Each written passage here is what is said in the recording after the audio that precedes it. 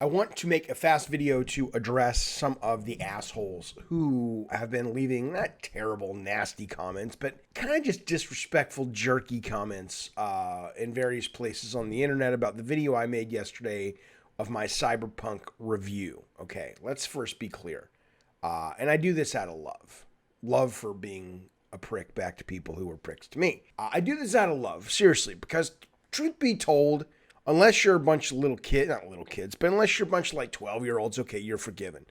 But if you're a grown-ass goddamn adult and you haven't arrived at a point yet, and I want you to really listen to me here, because I know I'm sounding kind of silly and angry, but I'm certainly not angry, and I'm just being silly, but there's truth, there's a nugget of truth, baby, nugget of truth. If you've arrived at your adulthood and you aren't capable yet of allowing other people to have opinions about things that you love, and you go into sort of battle mode or defense mode automatically, you have some work to do. And now you could do that work through a therapist. You could do that work through a self-help book.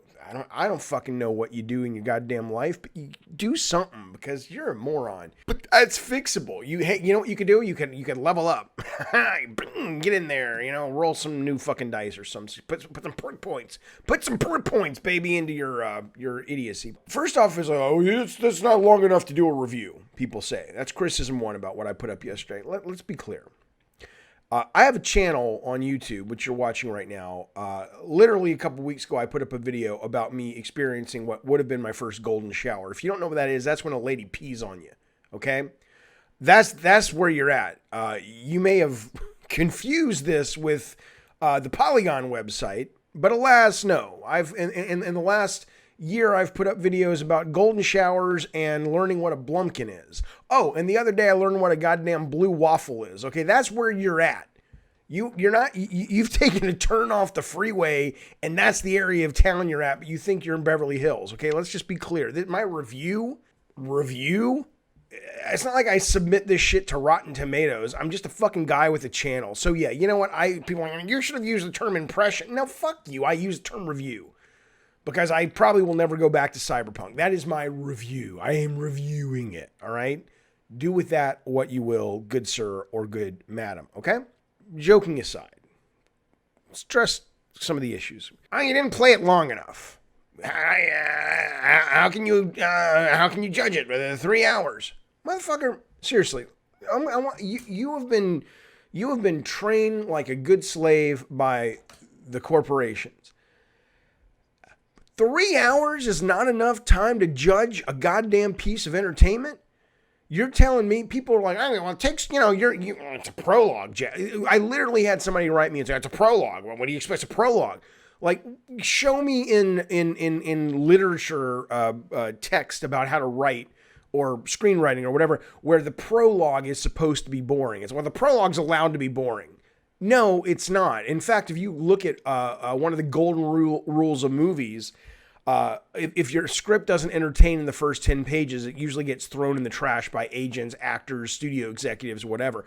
I actually saw a study recently that said 10 pages is too long. If you're not engaging the brain within like 3 or 4 or 5 pages, you're fucked, okay?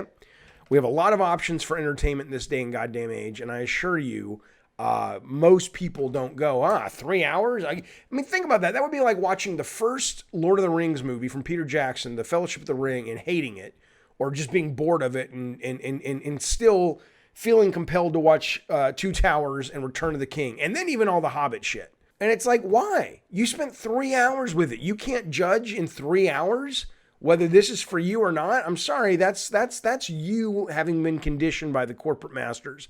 That's like, oh, well, this is what it is. It's like, no, you have a right to stake a claim and say, I'm bored. Okay? And if you don't do it out of commitment to a dogmatic structure of what you think a game is, then you are just basically holding up the artifice of the medium that exists because the business model first, not because of the quality of the interactive experience. And I'll tell you how I know this, by the way. It's like, oh, you don't play RPGs. Well, I don't play them all day long. No, I don't. They're not my number one game of choice. But one of my top 10 games of the year is Wasteland 3. Wasteland 3 is a hardcore RPG in terms of, it's isometric.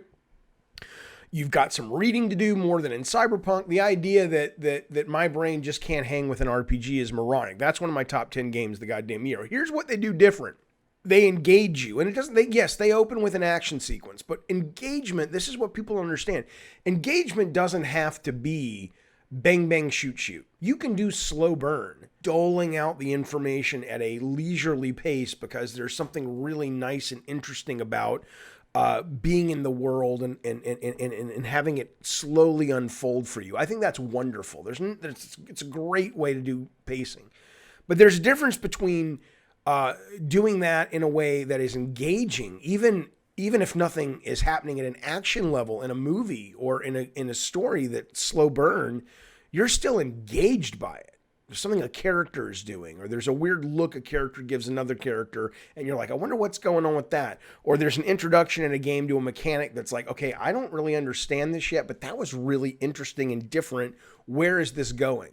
That is how you do slow burn. Slow burn doesn't just mean you're willing to put up with boredom. That just means you have been conditioned by creators to accept their poor discipline when it comes to pacing their entertainment product. It's going to be interesting to watch what happens with this game, because the thing is, I can be forgiven, right, for expecting something different out of this game. Now, I'm not a moron. I know what CD Projekt Red. I played The Witcher 3. I know what kind of game this was supposed to be at a high level. It was an RPG elements in this game.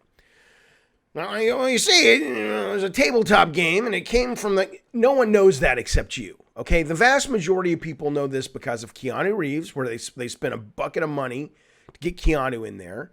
The vast majority of people know this because they've released footage of card chases and gunfights, and I think there was a sword fight, or at least melee in this game, some stealth. They position this game as a mainstream, super cool setting, blockbuster action game. Okay, now I'm not saying that because I got in there and there were some stats to move around and perk points, hey, they misled me. I also know that they make it clear it's an RPG.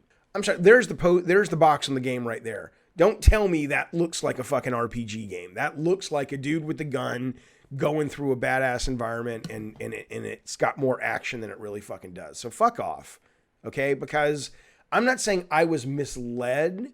I'm saying that I would be forgiven for being misled, as would the market. And I guarantee you, this game, I'm sure it will do well. I think there's going to be returns in this game at a higher level than what they anticipated. And I think the level of completion on this game is going to be lower than something like The Witcher 3, even though it's a much shorter game.